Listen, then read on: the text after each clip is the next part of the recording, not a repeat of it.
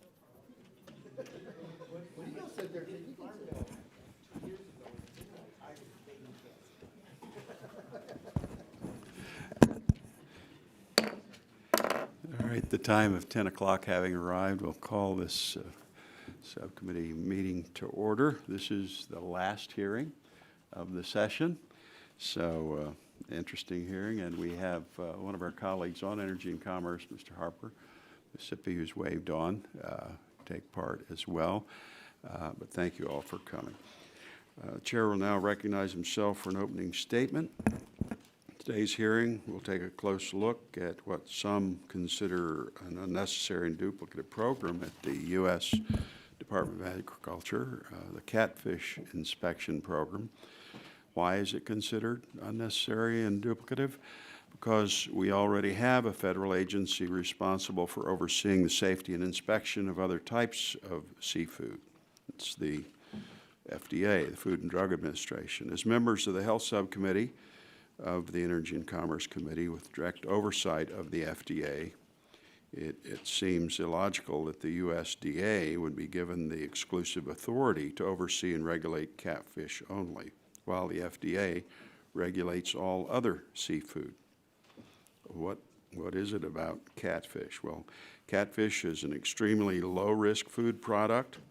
Explicitly creating a program exclusively for catfish seems to be unnecessary and directs resources away from high-risk foods to focus on a food that is one of the safest. Think for a moment what this means to American seafood companies who are put in the untenable position of complying with two sets of federal inspectors overseeing their facilities, one set for catfish and one set for all other seafood. Why would companies continue to purchase catfish given this additional burden? What makes this scenario even more troubling is the fact that both the FDA and the General Accountability Office agree that there's no food safety justification for this regulatory divide. I, along with some of my colleagues on the committee, Chairman Upton and then Ranking Member Waxman and current Ranking Member Pallone, sent a letter in 2013 to our Agriculture Committee colleagues expressing this very point. In 2014, we sent another letter to the Director of the Office of Management and Budget expressing our concerns about this program, and in June of 2016, we sent yet another letter to House leadership urging the House to consider S.J. Res. 28, which would repeal the program, and the Senate had already passed Senate Resolution 28 by a vote of 55 to 43. Since the very beginning of this transfer of regulation from FDA to USDA, the justification was to ensure food safety. But USDA's expertise is meat and poultry, not fish. The real move seems to be to hinder foreign firms from importing catfish so that they will be unable to compete with domestic catfish farmers. Such actions could trigger a WTO lawsuit. Another concerning aspect is that this USDA program has cost the American taxpayers a lot of money without much to show for it. The GAO has issued no less than 9 reports indicating that the responsibility of inspecting catfish should not be assigned to the USDA. Charged with overseeing over 80% of the food Americans eat, we have long entrusted FDA to be the primary regulator of our food supply. And the FDA has the scientific expertise and regulatory experience to oversee the entirety of the seafood market. Many of you know that I am also a critic of the sugar program. It exists primarily, some would say solely, to create barriers to competition, ensure the profits of a special interest group. And so I view this duplicative catfish program in the same light. The jurisdictional grab serves only to shield catfish farmers against competition at the expense of U.S. consumers. So such duplicative programs can negatively impact the U.S. economy at a time when we can ill afford that. So this seems to smack of food politics, not public health, and the consequences are more than just waste and duplication. The program will increase costs for consumers and ultimately hurt the catfish market. But we're going to hear both sides on this issue today, and I applaud all those who've come in people, organizations, to voice their concern, to weigh in on, educate our members on both sides of the issue. I welcome you to this hearing, and now yield the rest of my time to Vice Chairman Guthrie. Thank you very much, Mr. Chairman. And I just want to say, when the full chairman came to me, Chairman Upton, and said, "Would you like to serve as vice chairman?" I was excited because I was going to do a lot of good policy. But what I didn't realize is how serving with Chairman Pitts, I was going to make a dear friend. And so this is his last scheduled chair. So I just want to point out that Chairman Pitts is a wonderful person, a great person to work with. Done a great job running this committee since I've been on the subcommittee. He's also from Asbury College, which is in my university, which is in my district, and he will be having honors there. I look forward to doing that in the spring. And the other thing that I've thoroughly enjoyed is getting to sit by Heidi. Heidi runs a great meeting and has learned out she's also a NASCAR fan, which is fun. But and then the people behind us, the people that Chairman Pitts has run a great committee, but it's because of the staff here. And so I've had an honor serving with you, Mr. Chairman. I think you've done a great job, and congratulations on your retirement. Thank you, and I second the motion on Heidi. Thank you. Thank you, and I second your sentiments on the staff. You're only as good as your staff. They're the best. So Heidi and all of you, Paul, thank you very much.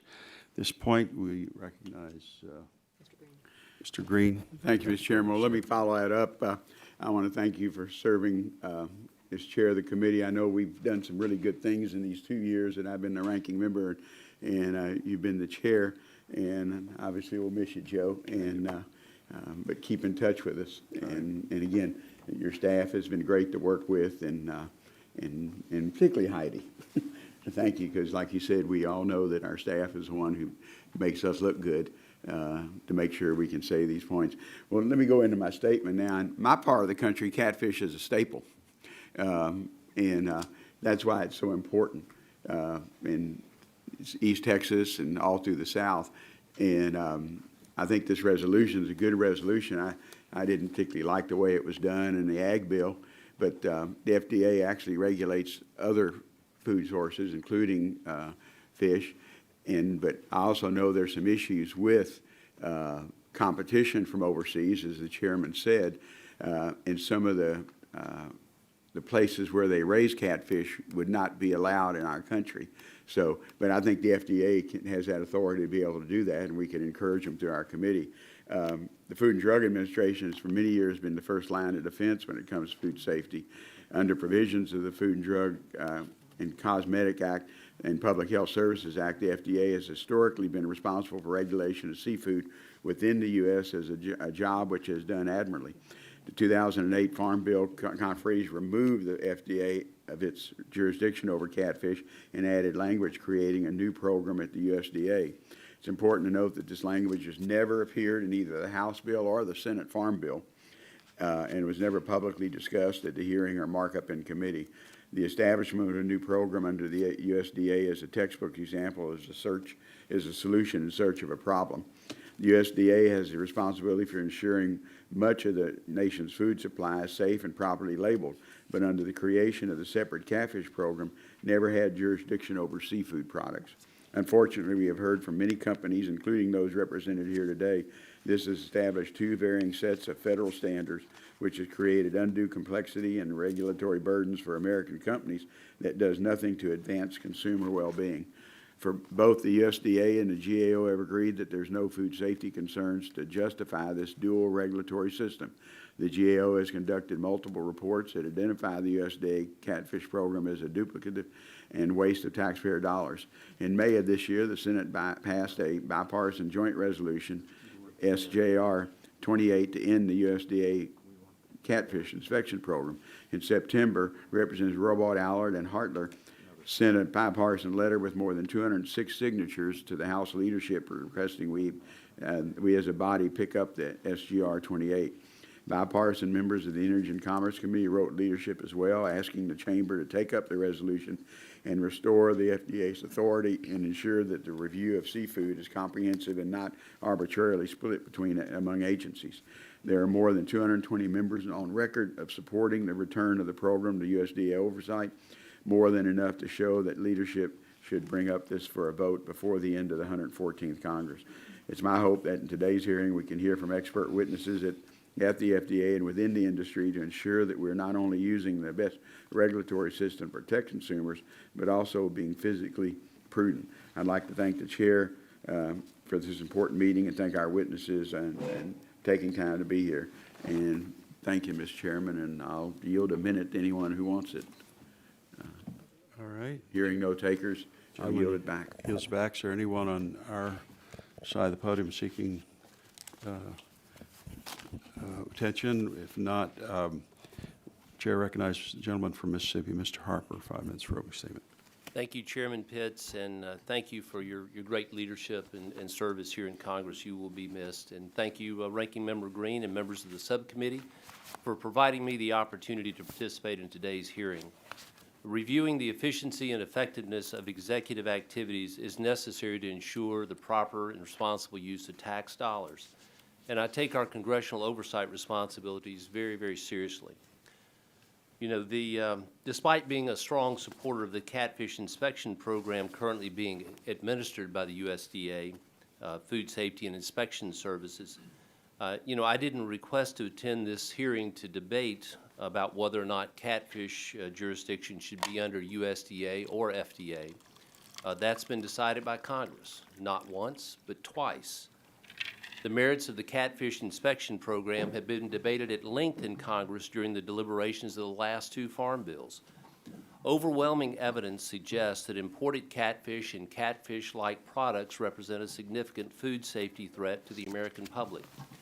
And accordingly, Congress transferred inspection authority from FDA to USDA's Food Safety Inspection Service, FSIS. Unfortunately, the FDA inspection system was inadequate, and it conducted inspections on a mere 0.2% of imported catfish species. Since USDA already inspects farm-raised meats, including foreign beef, pork, and poultry, Congress decided that the same standards should apply to farm-raised catfish so that these products receive comprehensive inspection. Arguments made by opponents certainly are understood. But first, USDA projects the program would cost much less than what has been stated. And remember, too, that there is no duplication, as FDA no longer inspects catfish, and all inspection activities have been transferred pursuant to the provisions of the 2008 and 2014 Farm Bills. Finally, the rule simply requires foreign suppliers to meet an equivalent safety standard as our domestic producers, a policy that allows all market participants to compete on a level playing field. The catfish inspection program is critical to public health. In 2007, Congress acknowledged that an alarming amount of farm-raised seafood was entering the country containing banned substances and dangerous chemicals. But FDA was not appropriately inspecting to ensure the safety of U.S. consumers. This is the reason this happened. There's much support for what we're doing now with it remaining with USDA, and since it's already there. You have many states, including Louisiana, Mississippi, Arkansas, and the American Farm Bureau Federation, to name a few, that are supportive of what we're doing. I think it's fine to have this hearing, but I do believe that the program is working, it's cost-effective, and it's a good use of taxpayer dollars. And with that, Mr. Chairman, I thank you and yield back. Chair thanks the gentleman, and now recognize the ranking member of the full committee, Mr. Pallone, 5 minutes for opening statement. Thank you, Mr. Chairman. I just wanted to say some nice things about you. I know that you're leaving, because there was never an occasion, really, in the time that you were the chairman of the subcommittee, including when I was the chairman, and I think you were the ranking member. I don't exactly remember, when you were not cooperating and trying to do everything on a bipartisan basis. And many times when I would ask you to do something that maybe you didn't even want to do, you still, paid attention and tried to accommodate. So I just want to say that really your friendship and your willingness to work with Democrats is unparalleled, and I thank you for that. And I know that I see that the people that leave this place always seem to be much happier. So I'm sure that'll be true for you as well. Don't have to beg for money. I also wanted to say how important this hearing is. because ensuring that our nation's seafood supply is safe, sanitary, and wholesome is really essential. And seafood, including catfish, is a healthy source of protein, and it's critical that we do our part to ensure this commodity is readily and easily available to American consumers. I don't know, maybe actually, Gene, maybe catfish is not considered seafood. I keep thinking about seafood because I'm along the coast, but maybe it's really freshwater, right? It's not Yeah. salt water. So the FDA is the primary watchdog of our food supply, and it oversees approximately 80% of the food Americans eat. Unfortunately, FDA was stripped of its oversight of catfish when in 2008, conferees secretly inserted language into the Farm Bill creating a new catfish program at USDA, and this was done without any formal support of the House and without any evidence that there was an existing food safety problem associated with catfish that warranted a new program. And the fact is the new program was and is not needed. The GAO has cited USDA's catfish program as an example of a duplicative government program in 10 different reports. As recently as April, GAO concluded that repealing the USDA catfish program would eliminate a duplicate federal program and save American taxpayers millions of dollars each year without affecting the safety of catfish. And earlier this year, the Senate passed a bipartisan Congressional Review Act joint resolution to end the duplicative and wasteful USDA catfish inspection program. If this resolution were enacted, it would return catfish oversight back to FDA where it belongs. That's why Chairman Upton and I sent a bipartisan letter signed by 34 members of this committee to the House leadership urging that the Senate joint resolution be brought up for consideration before the House, and a subsequent bipartisan letter to leadership was sent by Representatives Lucille Roybal Allard and Vicky Hartzler, this one signed by 206 members, also urging the House to consider the Senate joint resolution. Between these two letters, there are 220 members on record in support of bringing the resolution to the floor and eliminating the USDA's catfish inspection program. That's a clear majority of the House. So I look forward to hearing more from our witnesses today about how FDA's existing seafood inspection program is sufficient to ensure the safety of catfish for American consumers and why USDA's program is not necessary to protect public health. And I'm also interested in learning more about the cost of this program to taxpayers and the impact USDA's duplicative seafood inspection program has on the seafood industry and American consumers. And I just hope, Mr. Chairman, this hearing helps highlight why the House must take action on the Senate joint resolution quickly and move to nullify USDA's inspection program. And I'm just glad our committee continues its track record of working together to ensure that food safety is fiscally sound. Thanks again, Mr. Chairman. I yield back. Chair, thanks, gentlemen. I have a UC request. I ask unanimous consent to submit the following. 10 reports from GAO on this topic. 3 bipartisan letters the committee has sent out over the past 3 years. One from June 2016 to House leadership, one from September 2014 to OMB, and one from November 2013 to the House Committee on Agriculture.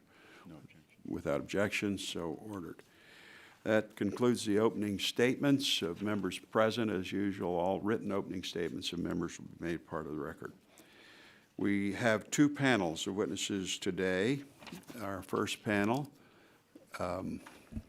is comprised of William Jones, Acting Deputy Director, Office of Food Safety, Food and Drug Administration, and Steve Morris, Acting Director of the Natural Resources and Environment Government Accountability Office. Thank you for coming today. Your written testimony will be made part of the record. You'll each be recognized for 5 minutes to summarize your testimony. And so at this point, Dr. Jones, you're recognized for 5 minutes.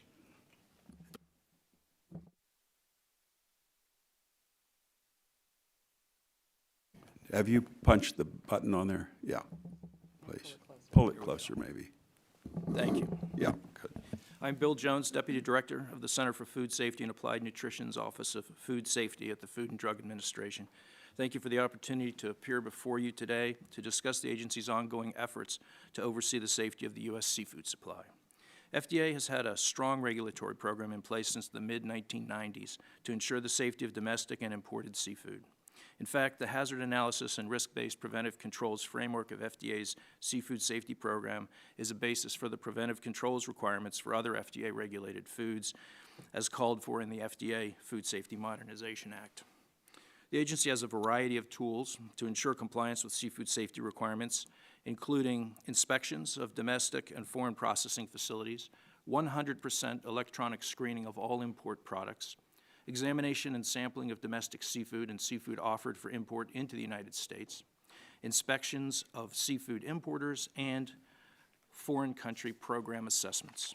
As required by Congress in May 2014, FDA and USDA's Food Safety Inspection Service established a memorandum of understanding intended to move primary regulatory oversight of Siluriformes and Siluriformes products from FDA to FSIS.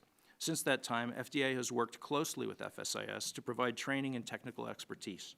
For example, during the transition, FDA provided assistance regarding FDA historical inspection and enforcement activities concerning Siluriformes and Siluriformes products, guidance and interpretation on FDA's previously issued import alerts related to Siluriformes, and lab sampling and species identification techniques. While FSIS currently has primary regulatory oversight over catfish, in my testimony today I will discuss FDA's regulatory framework for overseeing the safety of all other fish and fishery products, both imported and domestic, emphasizing the agency's risk-based efforts. Because fish are cold-blooded and live in an aquatic environment, fish and fishery products pose food safety challenges different from those posed by land animals. FDA has developed extensive expertise in these areas over decades of regulating seafood. Processors of fish and fishery products are subject to FDA's Hazard Analysis Critical Control Point, or HACCP, regulation. In short, this regulation requires both domestic and foreign processors of fish and fishery products to understand the food safety hazards associated with their process and product, and requires a preventive system to control for those hazards. Every processor is required to have and implement a written HACCP plan whenever a hazard analysis reveals one or more food safety hazards reasonably likely to occur. Foreign processors who export seafood products to the United States must operate in conformance with seafood HACCP regulation. In addition, the HACCP regulation requires the importers to understand the hazards associated with the products they are importing and to take positive steps to verify that they obtain shipments from foreign processors who comply with the regulation's requirements. FDA has numerous tools and authorities that enable the agency to take appropriate action regarding imported products. The agency conducts inspections of foreign food manufacturers, and if FDA requests to inspect a foreign facility but is refused, FSMA gave the agency the authority to refuse the facility's food admission into the United States. Besides HACCP inspections of foreign facilities, the agency also conducts surveillance of food offered for import at the border to check for compliance with U.S. requirements. FDA reviews all import entries electronically prior to the products being allowed into the country. The agency has implemented an automated screening tool referred to as the PREDICT system, which takes into account a variety of risk factors. Based on this electronic screening, the agency focuses its inspection and sampling resources on those entries with the potential for the greatest impact on public health. Another key regulatory tool for controlling imported goods is the import alert. Import alerts inform FDA field personnel that the agency has sufficient evidence or other information about a particular product or producer or shipper or importer, geographic region, or even entire country to believe that future shipments of an imported product may be violative. On that basis, FDA field personnel may detain future shipments of the article that is being offered for import into the United States without physically examining or even testing the product. The agency has approximately 50 active import alerts that identify a seafood product from a firm and/or country based upon past violations. In March 2016, FDA provided FSIS a complete list of firms that process catfish and are subject to detention without physical examination, including under import alerts for the presence of unapproved drugs in aquaculture, for seafood products contaminated with salmonella, and for misbranded seafood. In closing, food safety continues to be a top priority for FDA. The agency has a strong regulatory program in place for seafood products, and FDA will continue to work with our domestic and international partners to ensure the safety of both domestic and imported seafood. Thank you again for the opportunity to appear before you today. I'd be happy to answer any questions. Chair thanks the gentleman. Now recognize Mr. Morris, 5 minutes for your summary. Thank you, Chairman Pitts, Ranking Member Green, and members of the subcommittee. I appreciate the opportunity to be here today. Today, I'd like to discuss the government's efforts to inspect catfish. In 2015, catfish accounted for about 4% of seafood imports to the United States, almost all of it coming from fish farms in Vietnam. Domestically, catfish production is concentrated in Mississippi and Alabama. Catfish, like other food products, can present food safety risk from the presence of pathogens or contamination from chemicals and drugs. Effective oversight is critically important to help ensure that all food, including catfish, is safe. Since 2007, federal oversight of food safety has been on GAO's list of high-risk areas, largely because of fragmentation that has caused inconsistent oversight, ineffective coordination, and inefficient use of resources. USDA's Food Safety and Inspection Service and the FDA are the nation's two primary food safety agencies. In the 2008 Farm Bill, Congress transferred the responsibility for the inspection of catfish from FDA to USDA. FDA would be responsible for inspecting all other types of seafood. In addition, the Department of Commerce's National Marine Fisheries Service would provide fee-for-service inspections of seafood processing facilities at their request. In May 2012, we reported that USDA's proposed catfish inspection program would further fragment responsibility for overseeing seafood safety, introduce overlap at additional cost to taxpayers, and would likely not enhance the safety of catfish. Specifically, we identified 4 areas of concern. First, catfish processors would be required to implement plans to identify and address food safety hazards similar to the ones already in use by FDA. As a result, paperwork requirements for catfish processors could increase. Second, overlapping inspections might occur. For example, facilities that processed only catfish could be inspected by 2 agencies, and facilities that process both catfish and other seafood could be inspected by 3, USDA, FDA, and the National Marine Fisheries Service. Third, inconsistent oversight of imported seafood could result. For example, USDA would require foreign countries to demonstrate equivalence to U.S. food safety standards for catfish, and FDA would require processors to identify and address food safety hazards for all other types of seafood. Fourth, additional costs to the government could be incurred. For instance, FDA estimated it spent less than $700,000 annually to inspect catfish processing facilities, while USDA estimated in 2011 that its program would cost $14 million annually. Based on our findings, we suggest that Congress consider repealing provisions of the 2008 Farm Bill assigning USDA responsibility for inspecting catfish. Congress did not act on our suggestion, and in the 2014 Farm Bill reaffirmed its commitment to the transfer.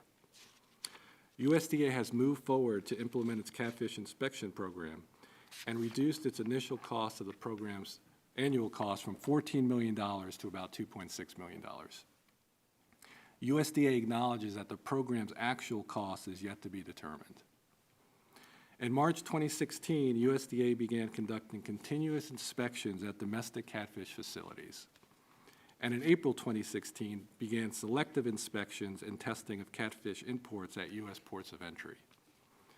USDA reports it has rejected several shipments of catfish for containing residues of unapproved drugs.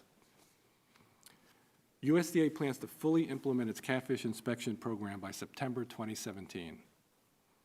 We have an ongoing review examining federal efforts to ensure the safety of imported seafood, including catfish.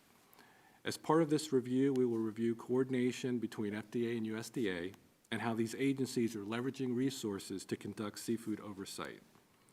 We plan to issue this report in the spring of 2017. This completes my prepared remarks, and I would be happy to answer any questions you have. Thank you. Chair, thanks to gentlemen, and I'll begin the questioning. Recognize myself 5 minutes for that purpose.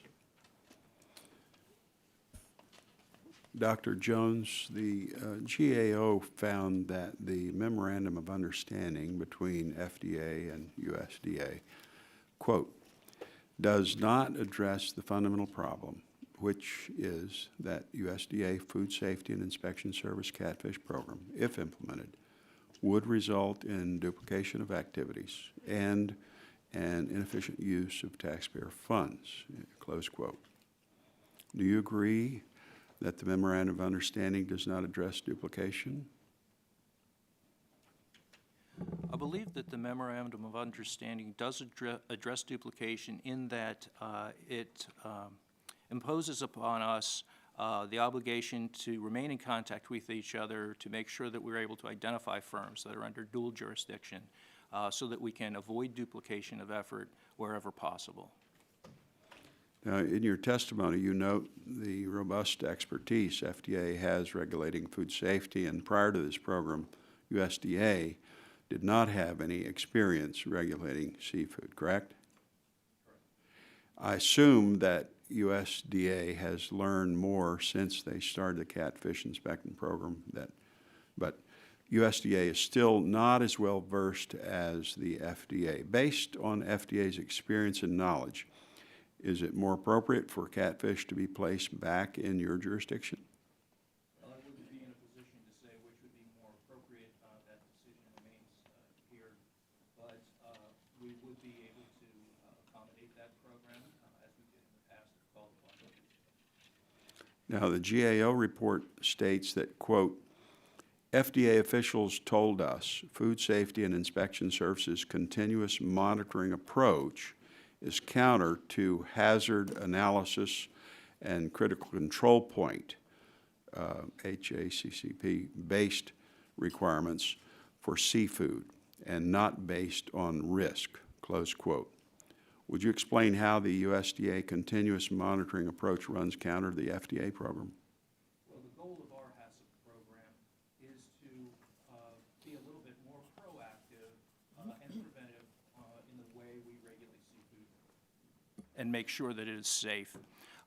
The inception of that program back in 1997 was for the purpose of being more efficient and effective and not relying as heavily on inspection in order that we could have a multi-pronged, risk-based approach to prioritizing our activities, our sampling, our inspection, and our regulation of seafood.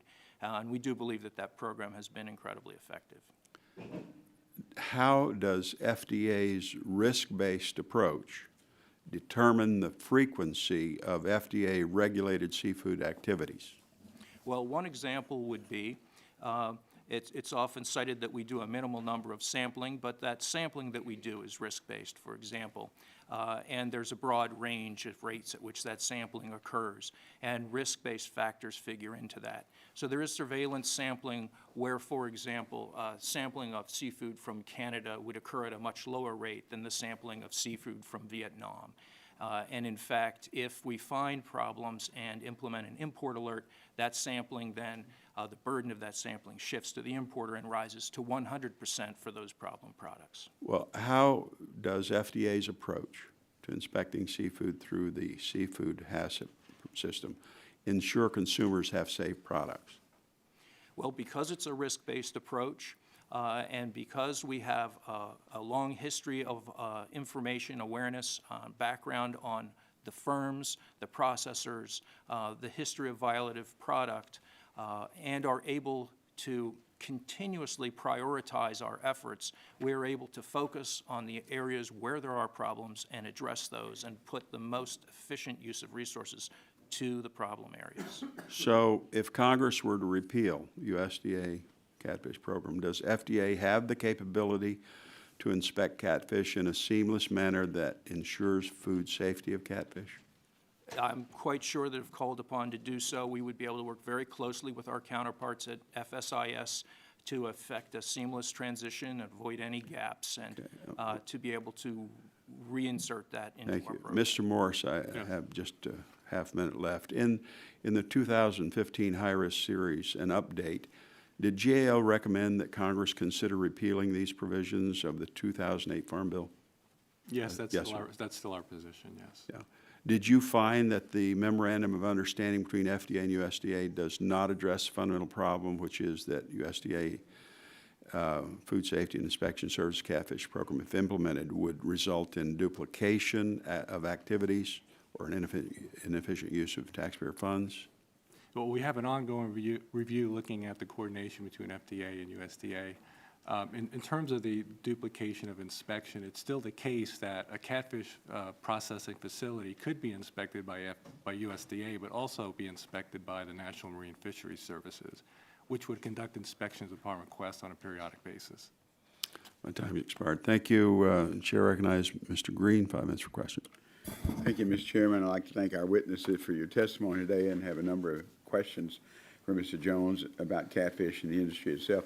How many domestic seafood firms process both catfish and other seafood and are therefore now subject to both the FDA and the USDA oversight? I know that there are quite a few, but I don't have a number for you at this point. If you could just get some amount, because obviously that would show the duplicate effort instead of expanding it.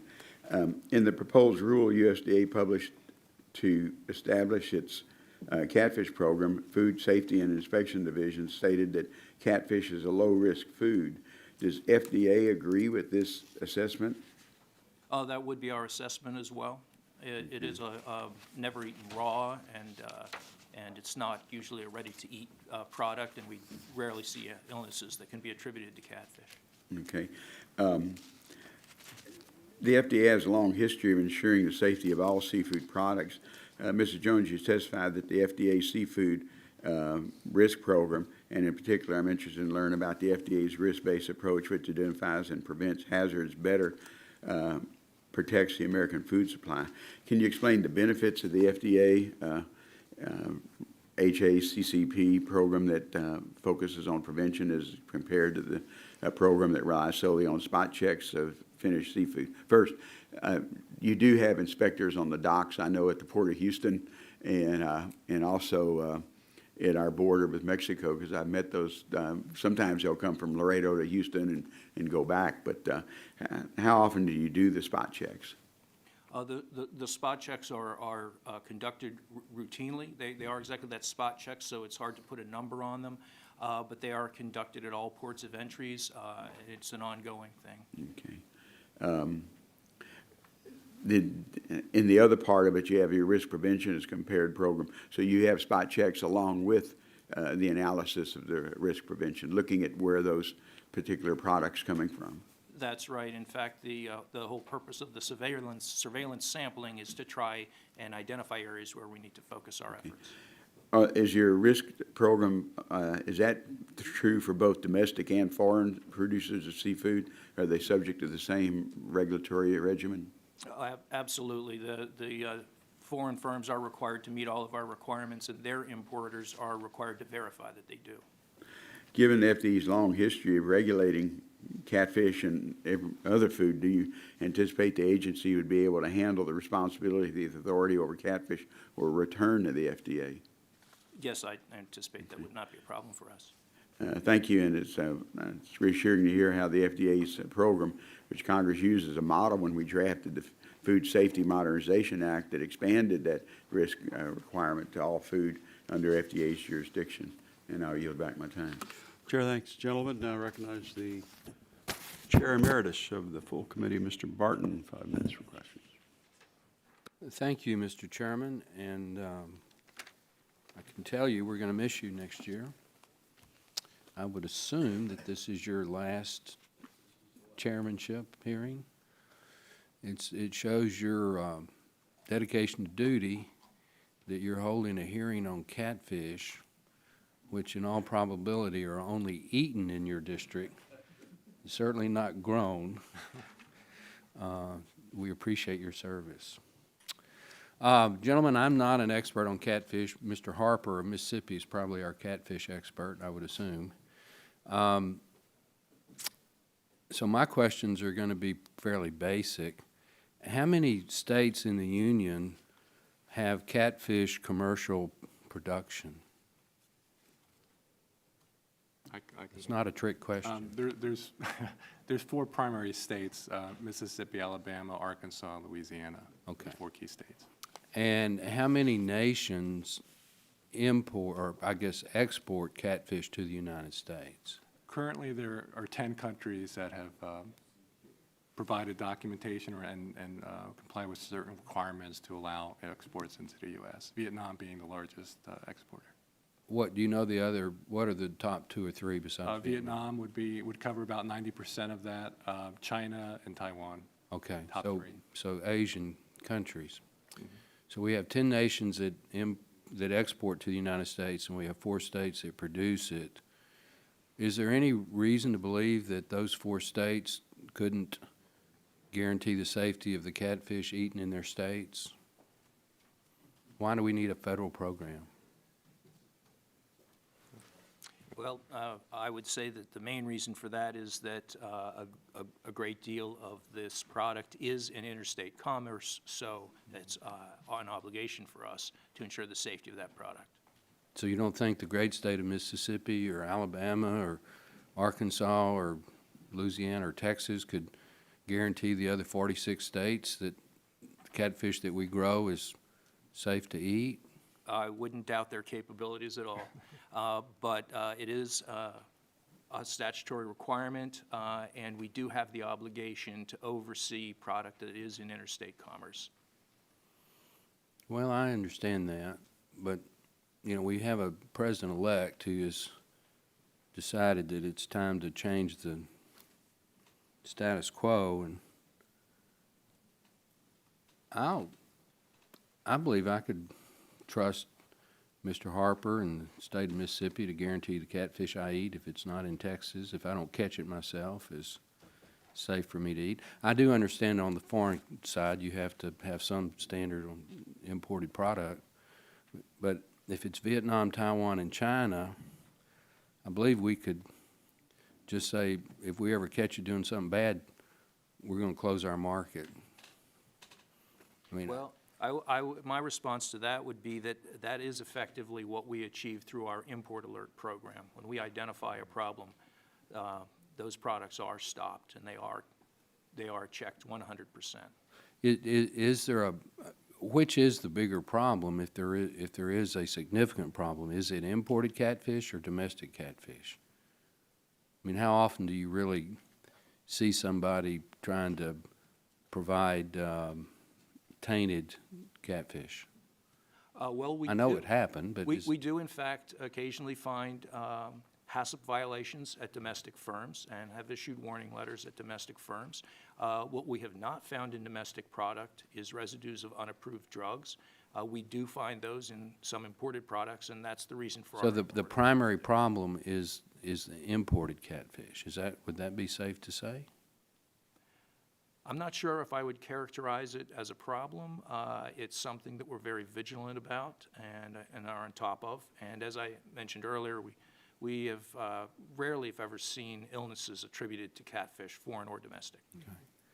Well, I know our committee has a vested interest in your agency because we've got jurisdiction over the Food and Drug Administration, and we've got limited jurisdiction over the United States Department of Agriculture. So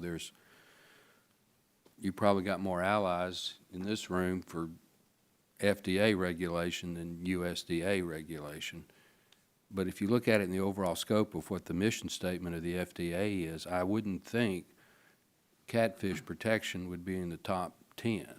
I believe new drug development and all of the cures for cancer that Chairman Upton and Chairman Pitts just worked so hard, and Mr. Pallone passed the 21st Century Cures Bill, would probably be a little bit higher priority. So my time has expired, Mr. Chairman. I'm not real sure where we're going with this. If I'm still here, I'll listen to Mr. Harper because I have a feeling he's the one who's got the real essence of the issue here. But I'll certainly work with the committee if it's something we need to take action on. And I appreciate your gentleman's testimony. Thank you, Mr. Chairman. Chair, thank you, gentlemen. Now recognize the ranking member of the full committee, Mr. Pallone, 5 minutes for questions.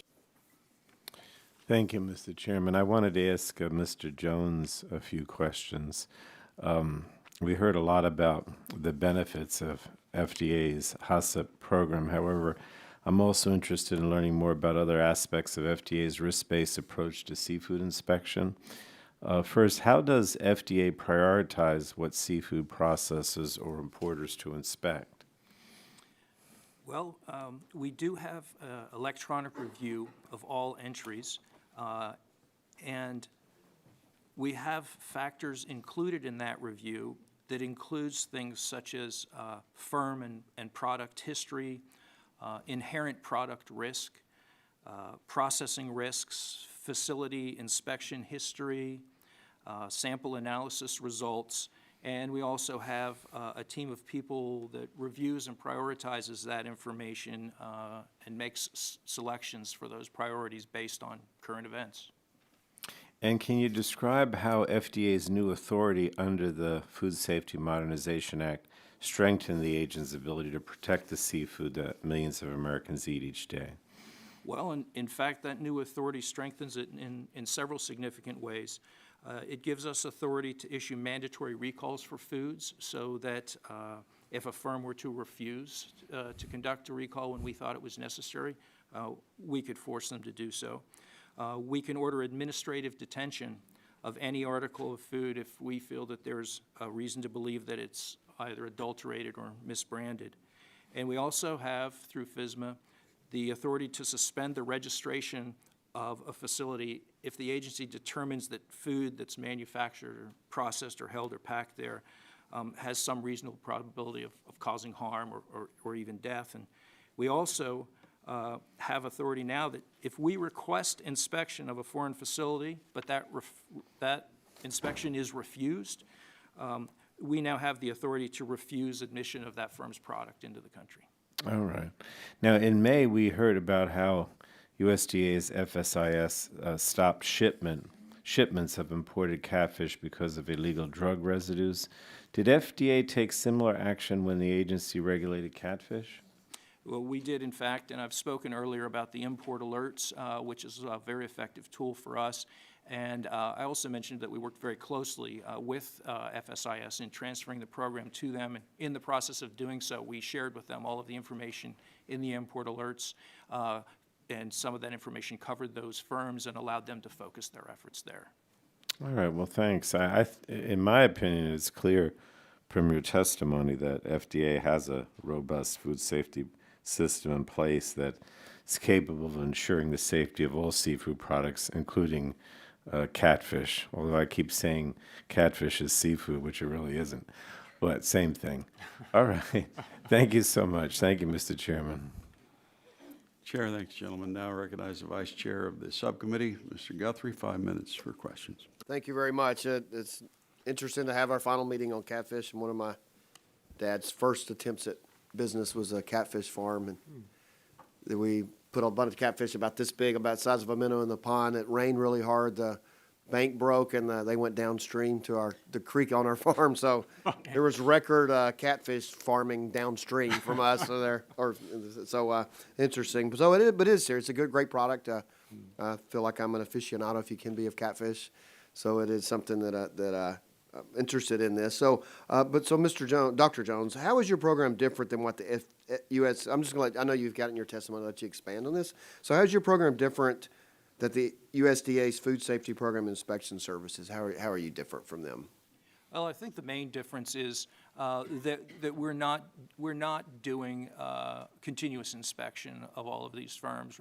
We're not requiring equivalence. We've taken a very different approach with all of the other seafood that we regulate. It is a multi-pronged approach. It is risk-based, and it is data-driven. And it allows us to focus our efforts to work both efficiently and effectively without having to burden firms and our own agency with continuous inspection and equivalence determinations. So why do you have different approaches then? Why do you think your agency is different, and why do they do it differently, the other agency? Well, the main thing that we do through the HACCP program is prioritize our efforts, focus our efforts, and take an approach that involves inspections at the docks, surveillance, sampling, and collection of any manner of data having to do with firm history, product history, and relative risk ranking of various products, various commodities, and the hazards associated with them, so that our efforts are extremely focused and the majority of our resources can be put towards the areas where there are known to be specific problems with particularly high-risk products. Okay, so is the FDA equipped to inspect and incorporate catfish back into your program if the FSIS program is repealed? If we were called upon to do so, we would put it back where it was before. Okay, thanks. And Mr. Morris, is it true that in the 2015 annual report entitled Additional Opportunities to Reduce Fragmentation, Overlap, and Duplication and Achieve Other Financial Benefits, an update, that the GAO identified catfish inspection as a duplicate program and noted that repealing provisions of the 2008 Farm Bill that assign USDA's Food Safety and Inspection Service responsibility for examining and inspecting catfish and for creating a catfish inspection program would avoid duplication of federal programs and save taxpayers millions of dollars annually without affecting the safety of catfish intended for human consumption. Yes, that's still our position. I would also say, though, that, events have moved forward. USDA has implemented their program, and we do have an ongoing review looking at both FDA and USDA's program to see how well they're doing. Okay, thank you, Mr. Chairman. That's my question. I yield back my time. Chair, thanks, gentlemen. Now recognizes Dr. Schrader, 5 minutes for questions. Thank you very much, Mr. Chairman. Another good bipartisan hearing on a good subject that want to thank you for your leadership over the last few years. It's been a pleasure to work on this committee and Energy and Commerce in general. I don't have a lot of questions, just a few statements for the record and help inform the members. I served on the Ag Committee prior to coming to Energy and Commerce, and I think as has been indicated here, many of you know, in the 2008 Farm Bill, without any public testimony or any language from either the Senate or the House, considerations of the Farm Bill, the provision that stripped FDA authority for catfish was put in at the last minute. Classic case of pork politics, well, catfish politics, I guess, here in Washington, D.C. And I'd like to think we're past that stage. Since that time, there have been members of both sides of the aisle, Blue Dog Democrats like myself, Freedom Caucus, and other members on the other side that are really concerned about duplication, waste in government. This is probably one of the most classic and best case examples. GAO, thank you, has done a very thorough study on this and made it very clear. It's been stated again and again that catfish is a low threat food source for America. It doesn't mean we don't inspect. FDA and I guess at this point USDA to some degree inspect. The duplication is indeed there because we have two separate agencies doing fish inspection. We actually have FDA wasting time training USDA folks, which is sad. So I think this is pretty straightforward. I appreciate the opportunity to discuss the issue, draw another light on this. I can assure you that the Ag Committee still feels the same way. In 2013, House Ag Committee overwhelmingly passed Ag Bill that restored jurisdiction, if you will, and does not favor this. We have the SGR 28 from the Senate indicating their disapproval of the separation of having these two duplicative fish inspection program. So it'd be nice to start a new Congress or finish this Congress with a good bipartisan hearing and hopefully ultimately a bill to restore FDA's authority over the catfish program, reduce waste, and help the taxpayer. Thank you, Mr. Chairman. Chair, thanks, gentlemen. Now recognize the gentleman from Virginia, Mr. Griffith, 5 minutes for questions. Thank you very much. I appreciate it. I don't know that I really have an interest in who inspects the fish other than the economic one. Now, Mr. Morris, you indicated that, and the question was commercial operations, and you left Virginia out, and I assume that you did that because we don't do catfish farming per se, but because of bad decisions that our state made, we introduced the blue catfish into the James River in the 1970s, and now the best way to eliminate it is to eat it, or to at least control the numbers. Apparently this fish lives up to 20 years, can grow to 100 pounds. Wow. So keeping in mind that we're not talking about fish farming, you would include Virginia as an area where there's a commercial operation, but it's catching it out of the river as opposed to fish farming per se. Mm-hmm. Now here's the dilemma that some of our folks, and we're going to have a witness on the next panel who will talk about this as well, that some of our folks are having, and that is if the inspection process has to be both, and I'll ask both of you to give your thoughts on this. If the inspection process has to be 2, and I don't know, I can't say whether it ought to be FDA or USDA, but nobody's proposed that USDA take over all seafood inspections, so that's why I would have to lean towards FDA. But if these folks catching the blue catfish out of the James River and the Chesapeake Bay, apparently it's spreading now into other parts of the bay, if they are having to be inspected by 2, both the written testimony of a witness on the next panel and Todd Haymore, who wrote a letter on June 3rd out of the office of the governor of the Commonwealth of Virginia, indicated that there are going to be some businesses that just decide they're not going to process or deal with the blue catfish because they don't want to be inspected and operate under the rules of both the USDA and the FDA, and they can deal with all the other fishes by just doing one. So how do we solve this problem? Because recognizing Mr. Harper, who's sitting in front of me, I have to believe it was shifted to the USDA because something wasn't going right at the FDA. So how do we solve these problems that the catfish farms in Mississippi, et cetera, are having with the problems that it will create for Virginia and other states of the Chesapeake Bay in trying to eliminate a predatory fish? Help me out. How do we thread that needle? Any solutions? Well, it's a good question. I don't know if I have a specific answer to you, but you did mention resources, how much the program would cost. So I could comment on that. You know, in terms of the USDA program, originally they estimated it would cost about $14 million a year. They reduced that estimate to about $2.6 million. But they have spent $20 million to develop the program since 2009. So that's already a sunk cost into the program. So just to give you some perspective in terms of what's being spent and what, on the FDA side, the estimate would be more in the $700,000 range. Just to give you some perspective. Dr. Jones, how do we solve Mr. Harper's problem and the problem that apparently arose, or else Congress wouldn't have passed something, with the FDA inspecting the catfish, and my state's problem, where if we have the dual inspection, we're probably going to greatly hamper commercial fishing operations, which will actually have the benefit of cleaning up the Chesapeake Bay in part? Well, I'm not in a position to propose a solution to that problem, but if I could, I would like to comment on something you mentioned earlier. Please. Which was your belief that this transfer of primary authority may have occurred because there was some sort of a problem with FDA's seafood inspection program. And I just want to go on record as saying that I don't believe that to be the case. All right, and I appreciate that, and I'll look into it further, and I suspect Mr. Harper may have some comment about that later.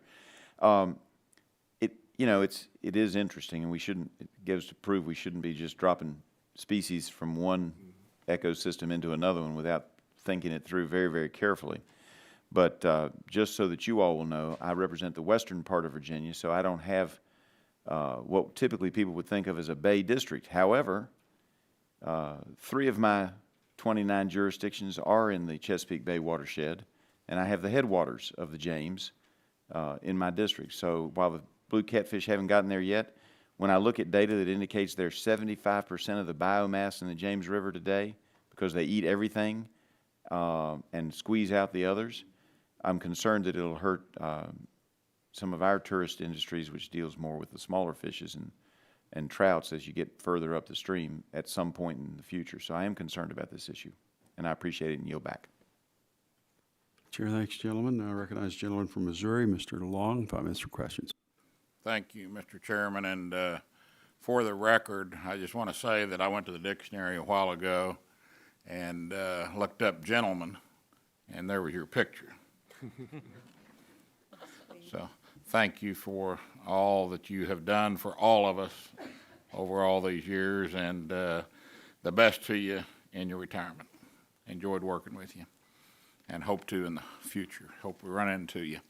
Mr. Morris, we, in the 2012 GAO report on seafood safety, stated that federal oversight of food safety is a high-risk area, largely because of fragmentation, and that directing the Food Safety Inspection Program to issue catfish inspection regulations further fragments that system. Could you discuss what areas within the FSIS inspection system would lead to further fragmentation? Yeah, absolutely. Well, in that report, we identified basically 4 areas of concern. So the first would be that the FSIS program would require processors pretty much to implement requirements that were already in place through FDA. So that would be one area of inefficiency and duplication. Another one would be in the area of overlapping inspections. So for That example, was going to be my next question, yeah. okay, so for example, in a facility that would process catfish and other seafood, you may have USDA inspecting the catfish, you might have FDA inspecting the other seafood, and you may have the National Marine Fisheries Service there inspecting both.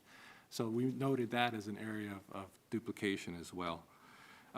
Also, in terms of the seafood imports, we noted that there's inconsistent oversight of seafood. For example, as Bill mentioned, FDA would be responsible for all other types of seafood, and they would essentially depend on processors to identify and address food safety hazards, whereas in the case of USDA, they would have to determine foreign government equivalents to USDA standards. So those are some examples of where the duplication would occur and inconsistencies.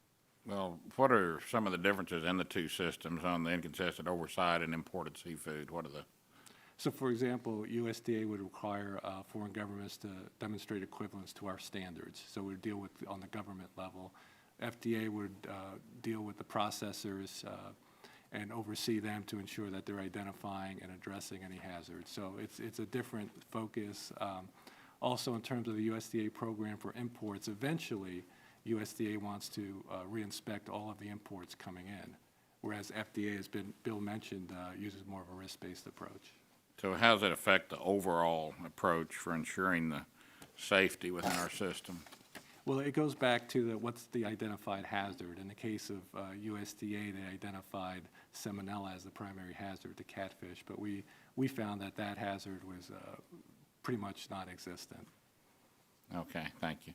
And Dr. Jones, FDA continues to exercise oversight of dual jurisdiction establishments that process both catfish and other seafood products. Could you discuss the impact this dual jurisdiction has on these facilities and they process both catfish and other seafood? Are you concerned that there would be unnecessary overlap within these inspections? Well, it is part of our Can arrangement. you pull your microphone a little bit closer? Thank you. It is part of our arrangement with FSIS to work closely on that, and I'm not in a position to say anything to disparage the work that they do in concert with us. Okay, the FDA has the authority to undertake systems recognition assessments to determine whether a foreign food safety system is compatible to the U.S. food safety system. Could you discuss this process and how it fits the FDA's overall primary oversight? Absolutely. It's something that we've been working on for several years now. In a sense, it offers an alternative to equivalence. Equivalence determinations are an extraordinarily cumbersome prospect. Things are done in different ways, and so you can't find things that are different to be equivalent very easily. However, you can find them to deliver equivalent levels of food safety to provide the same outcomes. And so what our process for determining that comparability of systems is to look at the food safety programs that other countries have in place and evaluate them against ours to see if the outcomes are the same. Okay, thank you. And after my trip to the dictionary, it gives new meaning to saying that I yield back to the gentleman from Pennsylvania. Chair, thanks, the gentleman. And recognize Dr. Bouchon, 5 minutes for questions. Thanks, Mr. Chairman. I don't really have anything too much to add, but I'm just curious about how the inspection process works in general. I mean, how do you determine when you're doing spot checks what constitutes a representative sample that gives you an idea of the overall content of the product coming into the United States? Well, it's an ongoing process, so it doesn't occur at one set of sampling. So the sampling is taken as a whole over a period of years, and we evaluate that sampling on an ongoing basis, and we adjust it accordingly. So you don't have a fixed set of a certain number of samples of a certain kind of product from a certain place. It changes routinely, and it changes when we start to see a problem. We increase that sampling dramatically to understand the scope of that problem. And some potential outcomes of that goes back to something I discussed earlier, import alerts. In some cases, we've found that there are individual firms that have problems and need to be on import alerts. And in other cases, we've found that the problem is pervasive enough to encompass an entire geographic region, and in yet other examples, it's an entire country. And we use that sampling to target those resources and identify the scope of the problem. Okay, so it's directed sampling. It's not like for every 10,000 catfish that come in, you sample a certain percentage, because there is a way to statistically analyze, right? Yes, What indeed a representative sample would be. But what you're saying is not only do you do that, but you also look at other variables like where the origin of the product comes from and if they've had previous problems. That's exactly right. We do both. An example of the kind of sampling you were originally discussing would be when we're sampling for histamine in fish that could be partially decomposed. That would be a statistically significant sampling for a particular shipment. Okay. Thank you, Mr. Chairman. I yield back. Chair, thanks, gentlemen. Recognize the gentlelady from Tennessee, Ms. Blackburn. 5 minutes for questions. Thank you, Mr. Chairman, and I join others in saying we're really going to miss you. I know you are looking forward to some good time and some good travel out and about and some teaching in the classroom, but we're going to miss you here. So we do wish you and Jenny well. I have to tell you, some of my college buddies were real excited that we were doing this hearing because I went to Mississippi State University, and they know a lot about catfish.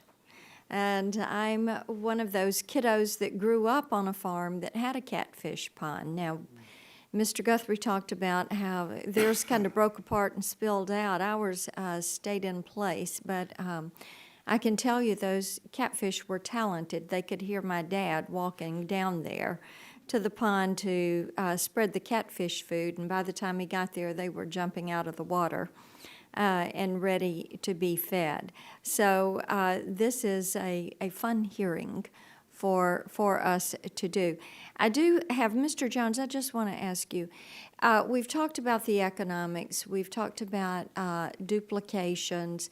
Is there a public health need to have two separate inspection programs? Is there a justification from that from a public health point of view?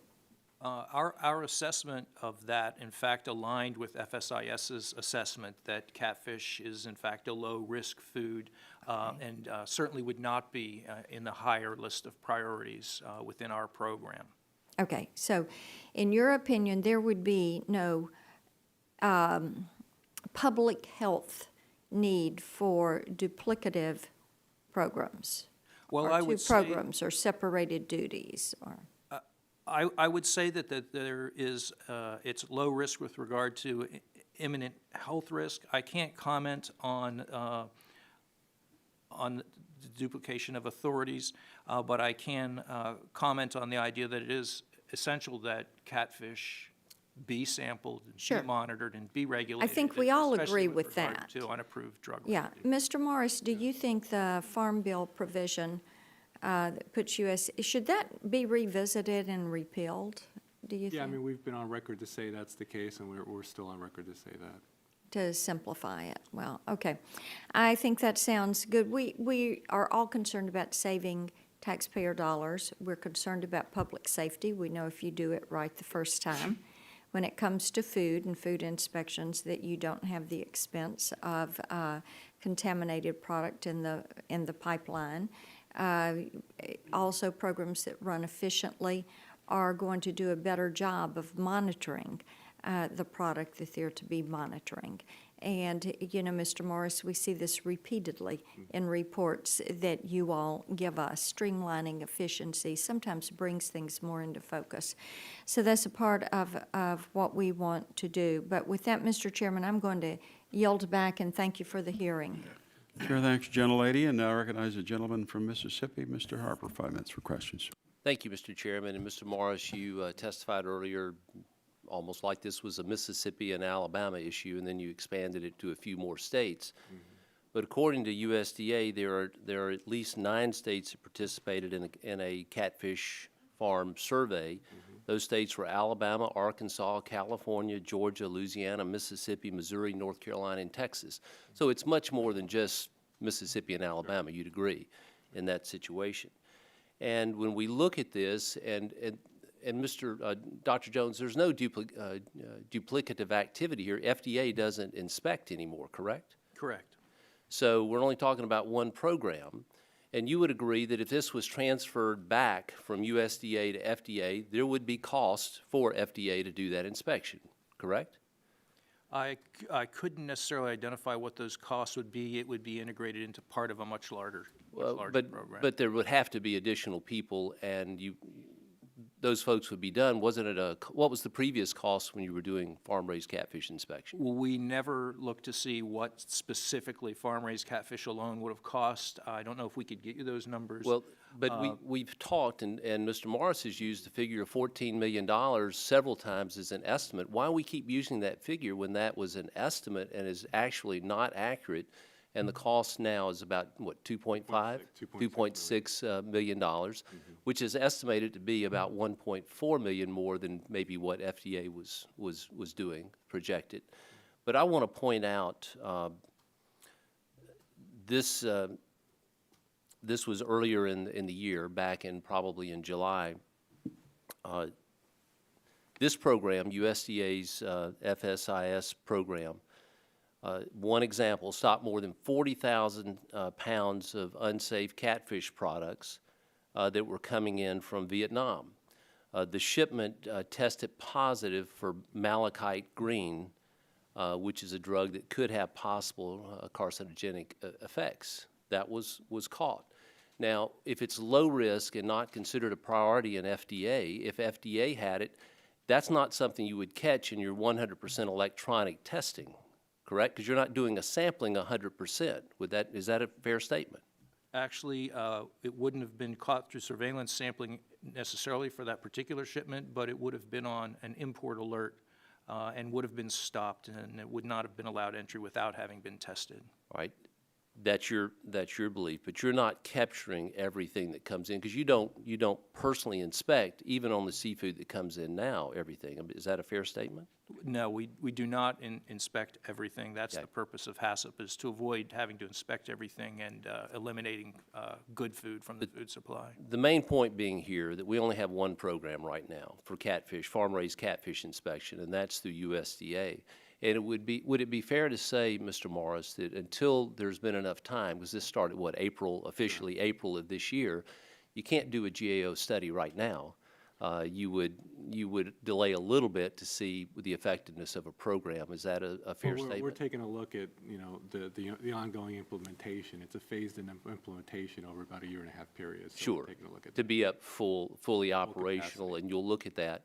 And is it, if you get to the end of this and the full implementation and your studies show, maybe I didn't agree with this at the beginning, but it's working now, it's possible you might have a different opinion at that point. Well, we'll take a look at the results, and that would inform our position. You would be fair. Sure. As to look at it. Sure. Okay.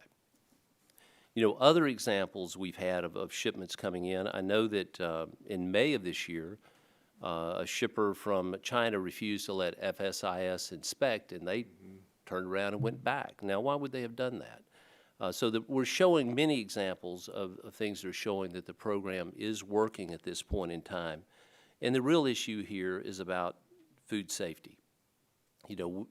And so it may be something that's considered a low risk, but if families in this country are eating farm-raised catfish, we want to make sure that it's safe for that family. It's a high risk if you're eating something that is contaminated.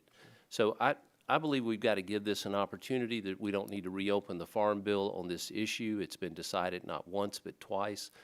Let's give this program the opportunity to be successful, and then let's discuss it. So with that, I thank you, Mr. Chairman, and I yield back. Chair, thanks, gentlemen. That concludes the questions of the members present. We will send follow-up questions and written questions from any members who are not here to you. Ask that you would please respond to those. Thank you very much for your testimony today. We'll now go to our second panel. On our second panel, we have, and I'll introduce them in the order of their presentation, Kim Gorton, President and CEO of Stade Gorton & Company, Inc. Bart Farrell, Director of Food and Beverage, Clyde's Restaurant Group.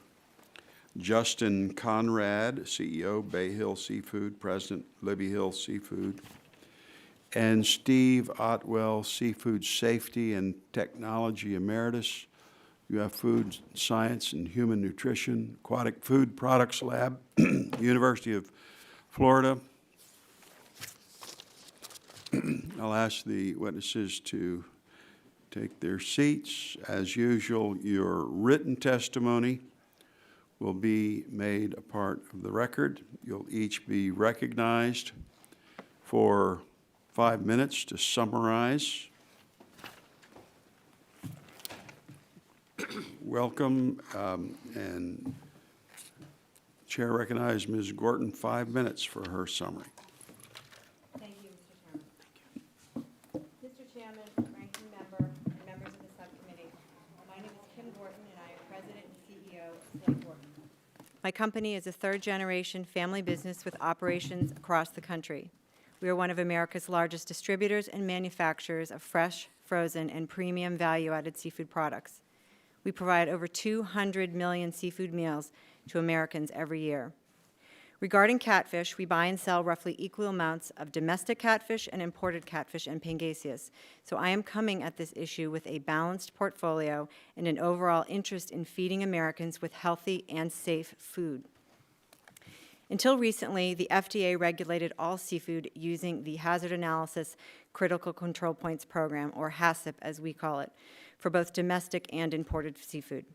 HACCP requires any problems to be identified and eliminated or mitigated at their source. For imported seafood, that means problem must be fixed thousands of miles from the U.S. border.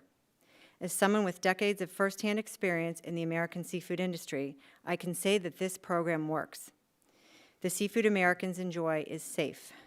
That is to the credit of this committee for the laws you wrote, to the FDA for its enforcement of regulations, and to the private sector for its implementation. In nearly 90 years, my company has had no food safety violations for products we produce whatsoever. I also strongly oppose the USDA's catfish inspection program. It is a duplicative burden that will not improve public health. To suggest that my company does not now have 2 sets of seafood regulations to follow where one did the job before is just plain wrong. Supporters of this program point to a 2014 MOU between FDA and USDA and claim that it addresses the duplication concerns. This MOU only commits the agencies to create a list of facilities that are subject to USDA and FDA regulations. How does a list reduce my burden and my costs?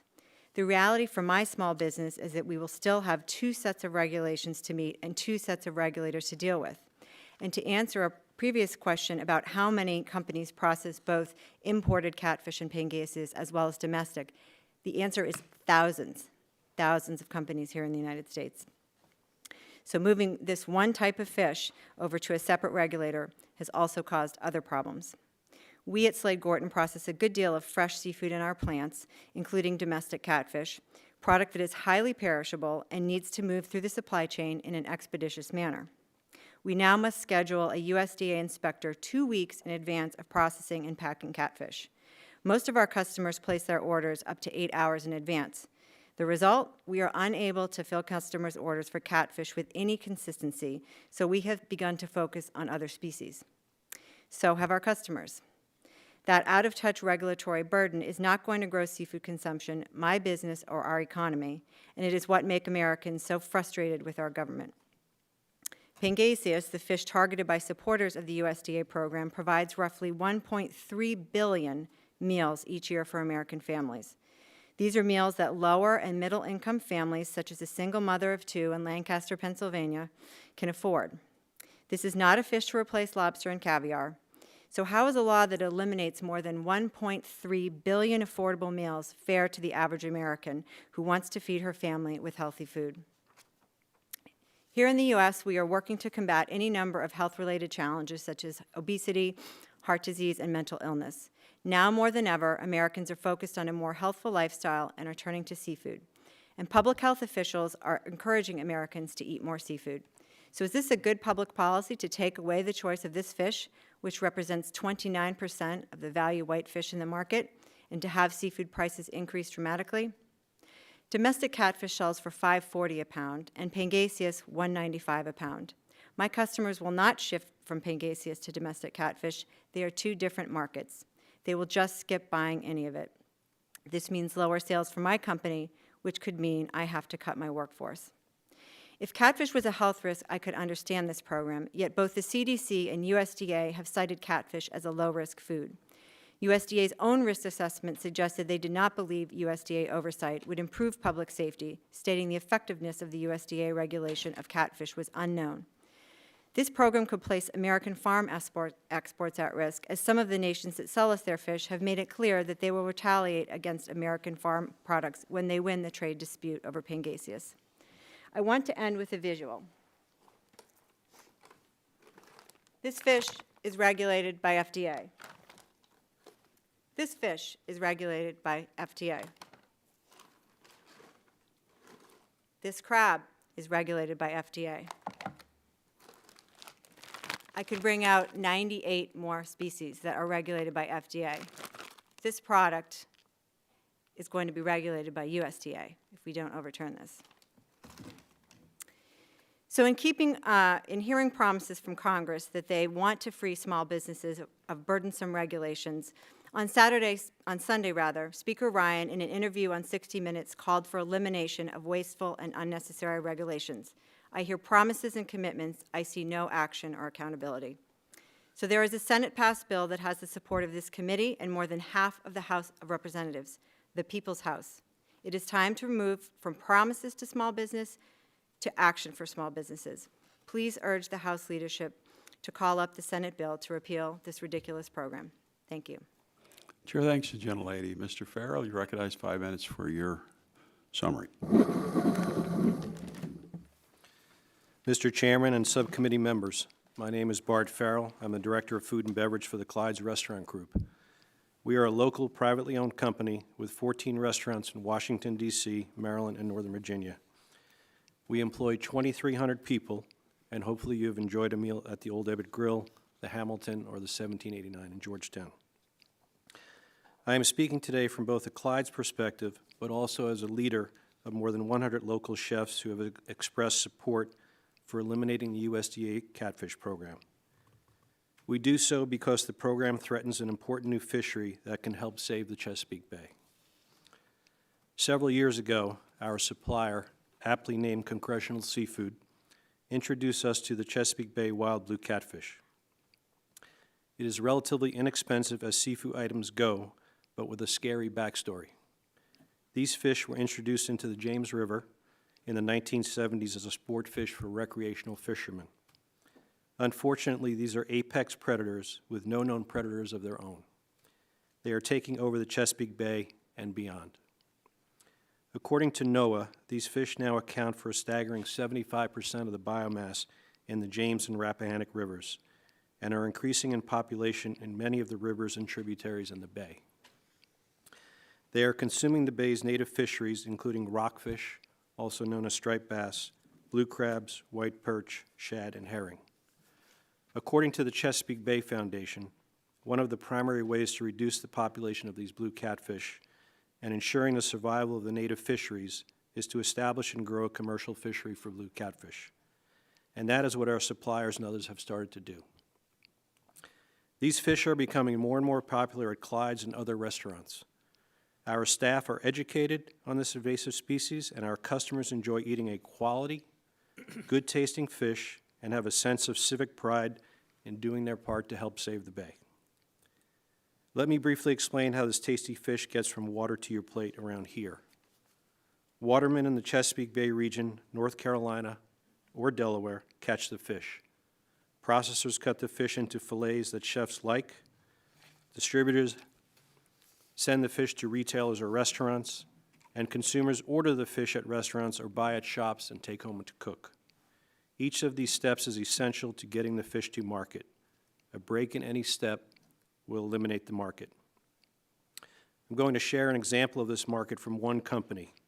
In the past 2 years, Murray L. Nixon Fishery of Edenton, North Carolina, alone has bought an estimated 2.5 million pounds of catfish, with an estimated value of $1 million to the watermen.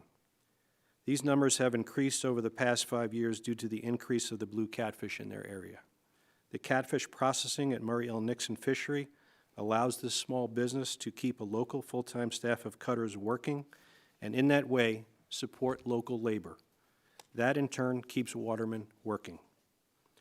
The USDA catfish program is requiring our suppliers to follow regulations of both USDA for only catfish and FDA for all other seafood that they process. While wild blue catfish is good business, it will not justify the significant expense of capital and ongoing costs associated with meeting USDA's different regulatory requirements.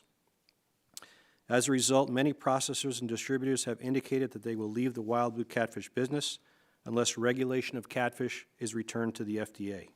Such a rational business decision will mean the supply chain between local watermen and restaurants will be broken.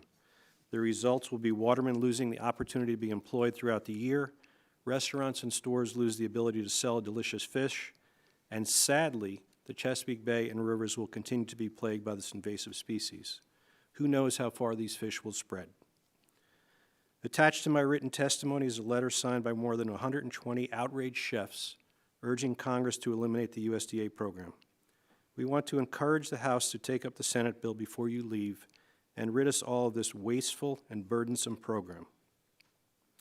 As someone who has spent many hours fishing and hunting on the Chesapeake Bay, I trust you will do your part to ensure that the bay stays relevant and healthy with all of its native species for generations to come.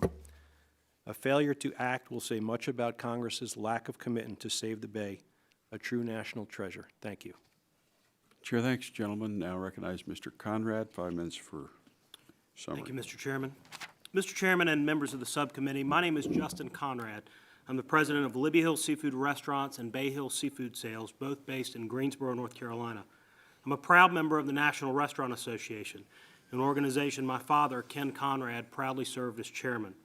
My grandfather started Libby Hill in 1953.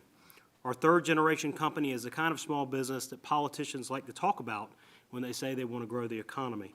We employ roughly 150 people in North Carolina.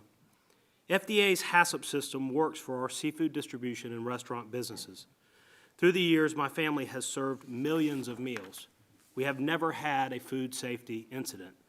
So if we've never had a problem, and FDA is our regulator, what exact problem was Congress trying to solve when it shifted regulation of catfish from FDA to USDA in 2008? I can tell you this, it was not about food safety. The catfish program is a caricature of all things that upset the average American about Washington. It wastes taxpayer dollars. USDA will spend $14 million to inspect fish FDA effectively inspected for $700,000. It has been cited as a waste by the GAO 10 times since 2011. This program does not improve food safety. Catfish, both imported and domestic, is a low-risk food. Our suppliers, though, must now have one food safety system to meet FDA's federal regulation for pollock, flounder, shrimp, and other seafood items they provide, and a second system for USDA. How can Congress claim that requiring us to have two regulatory systems to oversee the same plant is not duplicative or a burden to small business? The catfish program requires my suppliers to gain USDA inspectors' blessing for their operating schedule 2 weeks in advance. Think about that. They cannot process fish without federal approval of a private company's work schedule and having an inspector there. They need special dispensation to work over the weekend. Restaurants do not work on a Monday through Friday schedule. How is our economy supposed to grow when a private company must seek federal government approval for its operating schedule 336 hours in advance? Those of us who believe in a free market relish competition. By contrast, crony capitalists seek to use rules to prevent competition. The USDA program is one such of those programs. It will eliminate all imported competition and most domestic competition. How can Congress favor a program that destroys small business in favor of 2 to 3 large companies that can afford the capital cost of USDA regulation? This catfish program will only increase the cost of food for American families. Pangasius today is the 6th most popular seafood item Americans enjoy. It represents about 29% of value whitefish that restaurants and retailers offer. Basic economics say if you eliminate 29% of a supply, prices will rise sharply. How can Congress tell an American family that it established a program that will not improve their health, but it will cost them more when they try to enjoy a fish meal at Libby Hill restaurants? There's an increasing concern that the catfish program will set a dangerous precedent of moving other seafood species from FDA to USDA. Catfish farmers have publicly stated tilapia should be subject to this burden. I heard from a colleague that USDA investigation and enforcement agents came to their office on Monday and warned them they must register with USDA for their tilapia imports. This is a company that does not import or process catfish, and yet they have USDA agents flashing their badges and telling them to register with the USDA for tilapia. I also understand that some shrimp companies have already requested to be added to the program. This will destroy the shrimp industry in North Carolina. I've personally been told by members of the shrimping community in North Carolina that rather than be saddled by additional regulations from a new government agency, they would opt to close their doors. How does this help local seafood markets, restaurants, and workers who depend on these products to support their families? Unless the House acts now to reverse this awful policy, some members of Congress will work to remove FDA from seafood altogether. A tip of the hat to the Senate for passing SJ Resolution 28 and to many of you for recognizing the opportunity to save small business from the onus of another regulatory burden. It's my sincerest hope that you can persuade House leadership to bring this resolution to a vote before you go home for Christmas. Thank you. Chair, thanks the gentleman, and now recognizes Dr. Otwell. 5 minutes for a summary. Chairman Pitt and members of the subcommittee, I thank you for the opportunity to share my views on what I consider an unnecessary USDA catfish inspection program. My name is Dr. Steve Otwell. I'm an emeritus professor from the Food Science and Human Nutrition Department at the University of Florida. I retired there in the year 2014 after serving 23 years at the university, working on all aspects of seafood safety and quality, both through research and training. During this time, I served on 3 National Academy of Science committees which advise congressional decision on programs for seafood safety in our nation. I currently, in my retirement, am a director of something known as the Seafood HACCP Alliance, which now includes a cadre of over 400 qualified instructors working in the field to advance FDA's proven HACCP approach for seafood safety. As someone who has been on the front line of seafood safety, I can attest that the USDA regulation of catfish is unnecessary and from a public health perspective is unjustified use of government resources. It is a fact that farm-raised catfish from both domestic and international sources do not pose a significant or unique food safety burden that warrants additional or different federal regulation. A review of documented illnesses in the United States reveals that fish, including catfish, is one of the safest sources of muscle protein consumed in the United States, and catfish is one of the safest fish selections. Foodborne illnesses reported to the Center for Disease Control since 1998 show that only 1 confirmed outbreak has been associated with a catfish product, and this was not a processing error. That is 1 outbreak out of 19,000 food outbreaks that have been reported over 17 years. That is a 0.005% occurrence of outbreaks over almost 2 decades. In addition, the CDC has found that the outbreaks of foodborne illnesses attributable to fish consumed in the United States has significantly declined. 65 outbreaks occurred in the years 1998 through 2004, whereas there were only 32 outbreaks during the years 2005 and 2012. The CDC report cited that HACCP principles mandated by FDA are the primary reason for this pattern. This was the same period when HACCP became implemented in the United States, and likewise the same period when catfish consumption in the United States began to escalate. The prevailing concern for imported catfish has been misuse of antibiotics. While the use of any unapproved drugs is indeed unacceptable, this challenge is not unique to imported catfish. FDA regulation and education efforts, aligned with the state authorities and cooperating nations, have made a significant impact in reducing the use of unapproved drugs over the last decade, and this trend will indeed continue to increase as a growing dependence on farm-raised product. The preventative control structure of FDA's HACCP program has indeed and recently been used as a model for the many rules under the Food Safety Modernization Act. Likewise, the U.S. Department of Agriculture used the FDA HACCP protocol in modeling some of their approaches. In addition, since 1995, the Seafood HACCP Alliance Education and Training Program has maintained one of the most highly recognized and copied seafood safety education programs in the world. This training program is certified by the Association of Food and Drug Officials, which represents the food safety authorities in every state of our nation.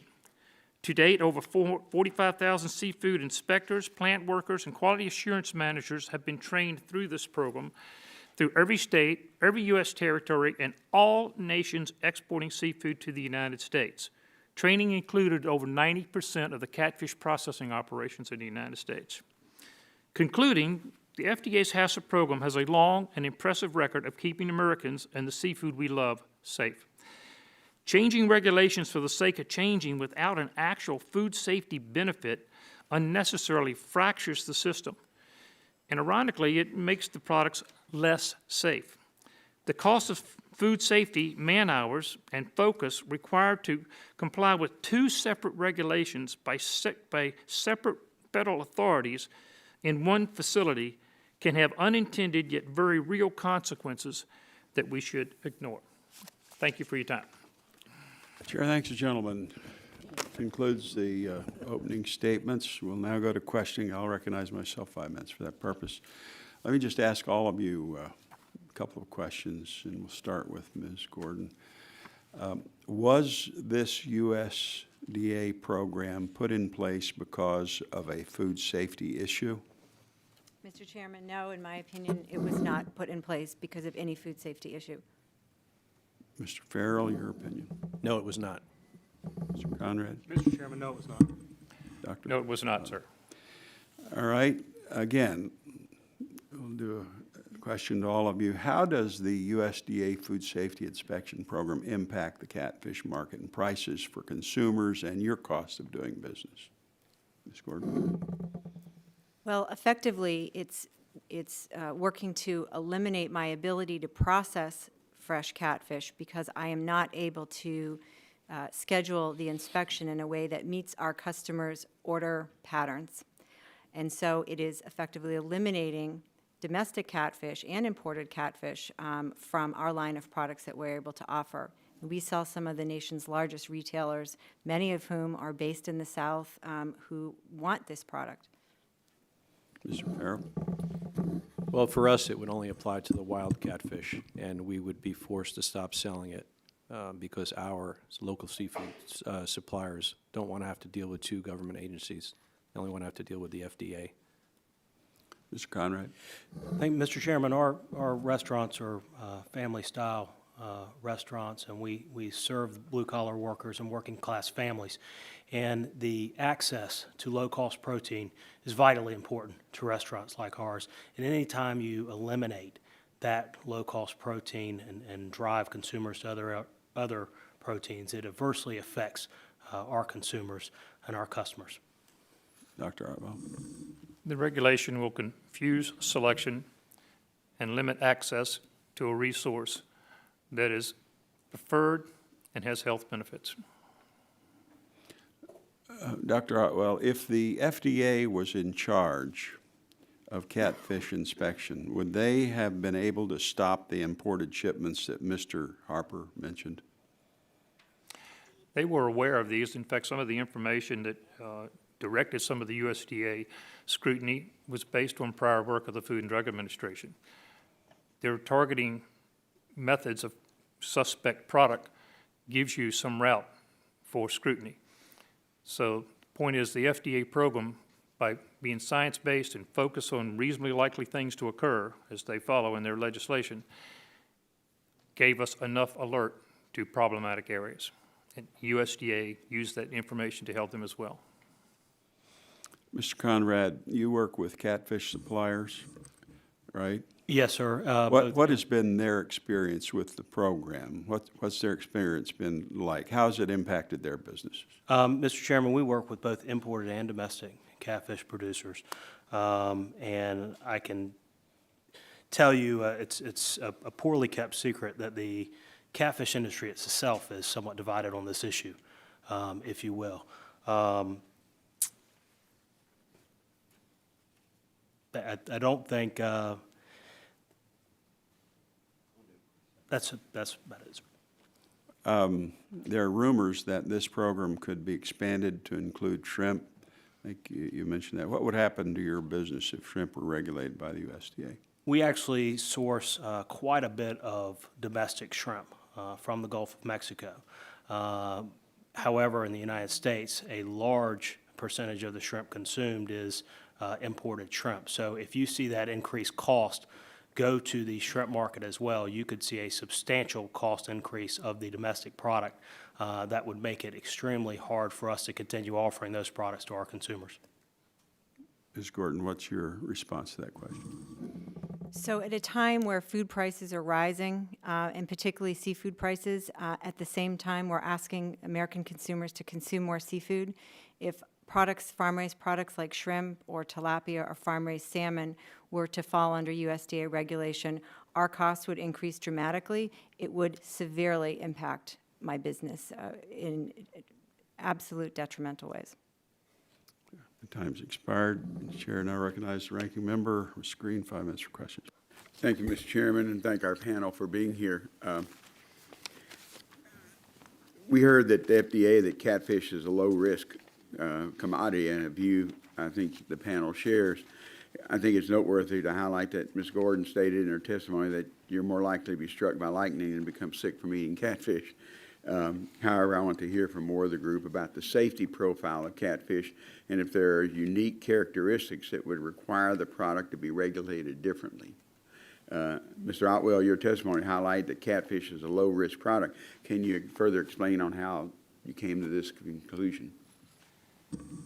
I base this conclusion on the evidence that there haven't been any reports of illnesses associated with the consumption of this product, with a dramatic historical increase in consumption over the last 2 decades. And there's no evidence that it is causing problems. The prevailing concern, which there is evidence for, that there is some misuse of antibiotics or drugs, if you will, in this product and other aquaculture products, does not pose an immediate food safety risk. The primary concern that is introducing is the concern for you may have heard the term increasing microbial resistance in the environment by using excessive antibiotics. This, again, is not unique to catfish or aquaculture as a whole. It's prolific throughout our whole use of foods and even other medications. So the point is, FDA is aware of that. They have focused on it. And it goes back to the 2 or 4% number that's thrown out about their inspection. They are targeting that specific concern, and that's why we're aware of it in this room today. Okay.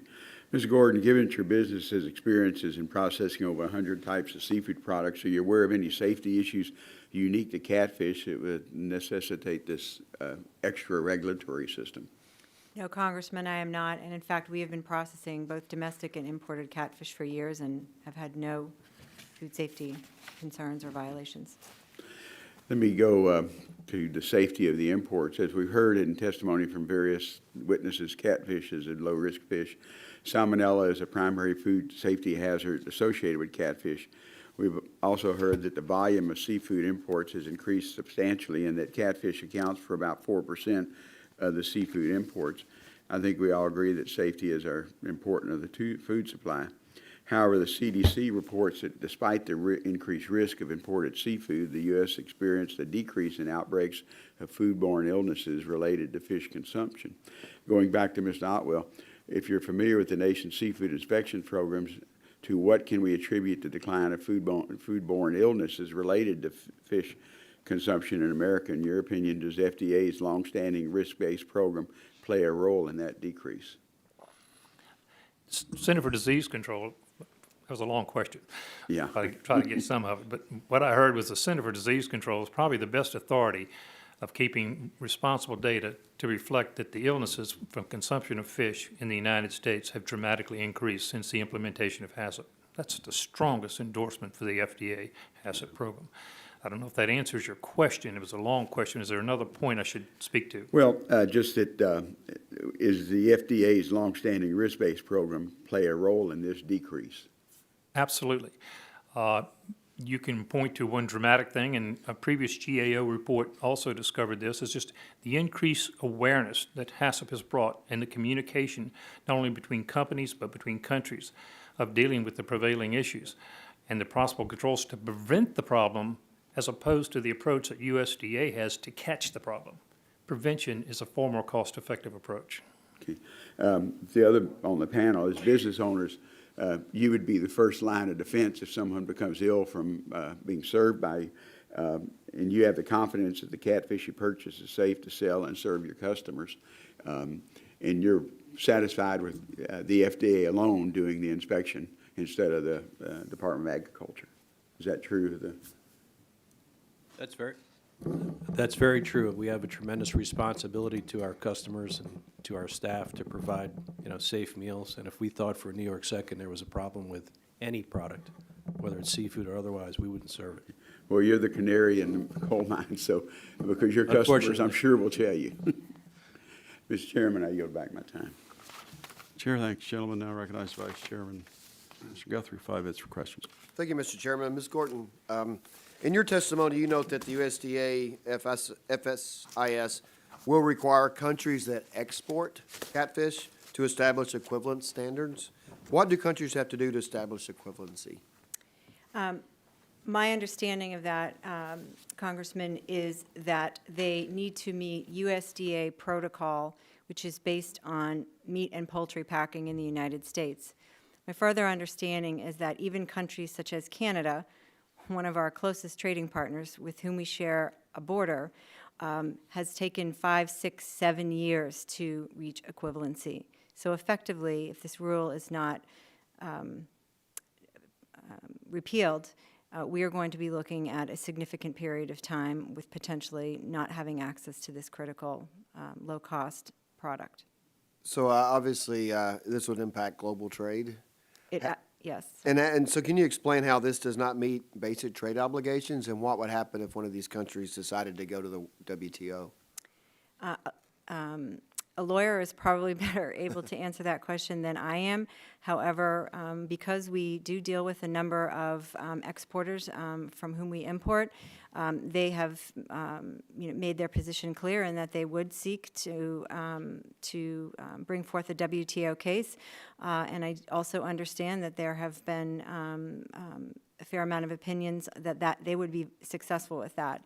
The concern then becomes what would they do to retaliate, and that's where our farmed products here in the U.S. would potentially come under fire. So it would definitely affect global trade. Thank you for that. Yes, Congressman. Dr. Otwell, advocates of the program claim a 100% inspection system is better. Can you explain why this claim is false and why the inspection programs do not ensure quality? The term 100% inspection is based on the fact that you would have an inspector on site at all time or some equivalent thereof. And it gives the implication that you're going to visualize all the problems that are occurring. That's the best way you can police something, to see it happen and prevent it, to catch it, if you will. The problem with the prevailing concern, as we've noted here today, is the illegal use of antibiotics. That's the only problem we've been able to speak to. That's not something you can see and catch with 100% surveillance. It requires analytical analysis and sampling, as the gentleman had been pointing out here earlier. And FDA, very much aware of the cost and burden and time of sampling, have come up with a targeted approach that is cost-effective based on science and suspect product. You can't do 100% sampling. That's a false implication. Thank you very much, and that completes my questions. I yield back my time. Chair, thank you, gentlemen. Now recognize the gentleman from Virginia, Mr. Griffith, 5 minutes for questions. Thank you very much, Mr. Chairman. I do appreciate it, and appreciate your service to our country and your leadership and mentoring as we've gone through these committee processes on how to do things right since I got here in Congress some time ago. But do appreciate it very, very much. Okay, Mr. Conrad, you indicated that your business would be affected if USDA took over shrimp, and I implied, but I want to make sure I was making the right connection, that you would buy your shrimp from foreign sources because they would be able to undercut the American market, although it's fairly small. They would be able to undercut the American market, and you're currently buying American shrimp. Is that what I understood? No, sir. All right, I got it wrong. Tell me, you can't tell me that Libby Hill would stop selling shrimp? No, sir, absolutely not. So- but the price would have to be passed on to our consumers, Congressman. And I think that's where we are with catfish right now. Consumers are going to be paying the bill, in my opinion, for a problem that didn't exist, sir. Okay. And I think that would be continued should the USDA move into the shrimp as well. Now let's talk about a little tilapia. Yes, sir. You said that somebody from the USDA exceeded their authority, and serving on the Energy and Commerce Committee, this is not shocking that an agency would overstep their authority. We see that all the time in lots of areas, unfortunately. But you're saying that you got an oral report, and we're not stating it as definitive fact, but that you got an oral report that somebody who raises tilapia in your region had the USDA visit them and say you're going to have to register, even though all they raise is tilapia? No, sir. That was a company that does not currently import catfish, but is in the tilapia business. Not necessarily in my region, but was visited by a USDA inspector. Okay. So but they're a business that currently imports tilapia or buys American, or does both, foreign and American tilapia? I'm not sure about the American part, but they are in the tilapia business internationally. All right, because that would be a concern, as you may be aware, although they don't sell to Libby Hill. I have a large tilapia indoor facility in my district that ships to the Northeast, live fish, so I'll have to keep an eye on that. Ms. Gordon, I have to ask, because I once worked at McDonald's many, many years ago, back in the 70s. Were you all the providers of our Filet-O-Fish sandwich? Because I know that there was a Gordon's company that provided all our fish at that time. No, Congressman, but to clear up any confusion, my great-great-grandfather started what is now Gorton's of Gloucester, who provides McDonald's with their sandwiches, and my grandfather left that business in 1928 and started our company. Okay, so it's a family connection, but not the same company. Exactly. All right, I do appreciate that. And you indicated it would be really hard for you all. Is it just that it would force out a lot of folks out of the catfish market, as Mr. Conrad has said? Yes, sir, and just as he also shared, it would force us to pass along a price increase to consumers who really are already paying high prices for all seafood and just can't afford it. And so they're going to look at alternative proteins, and I, for one, Congressman, don't want to be eating bugs in 20 years, so we're really committed to seafood. I can appreciate that very much. Well, I thank you all for being here, and obviously, Mr. Farrell, I read your testimony and asked questions earlier off of that, and that affects, while you all seem to buy a lot from North Carolina, it's probably fish being caught in Virginia and other places in the Chesapeake Bay. And so we want to make sure that wild-caught catfish, particularly the blue catfish, is still available for your restaurants because it helps the bay, and it helps put money in the pockets of Virginia businesses. And can I just say that a lot of the fish that we are buying is actually from the Chesapeake Bay region? That's what I suspected, yes, sir. Well, I appreciate it very much, and again, Mr. Chairman, it's with some sadness that I yield back for the last time to you, Mr. Chairman. Chair, thanks to the gentleman. Thank you, all the members, for your kind comments. That concludes the questions of members present. We'll have some follow-up questions. Other members may have written questions. We'll send them to you. We ask that you please respond. Thank you very much for coming in. It's been very, very informative. I remind members that they have 10 business days to submit questions for the record. I ask that members submit their questions by the close of business on Wednesday, December 21st. Excellent hearing for our final one. I think it's time to go to lunch. Thank you. Without objections, hearing's adjourned.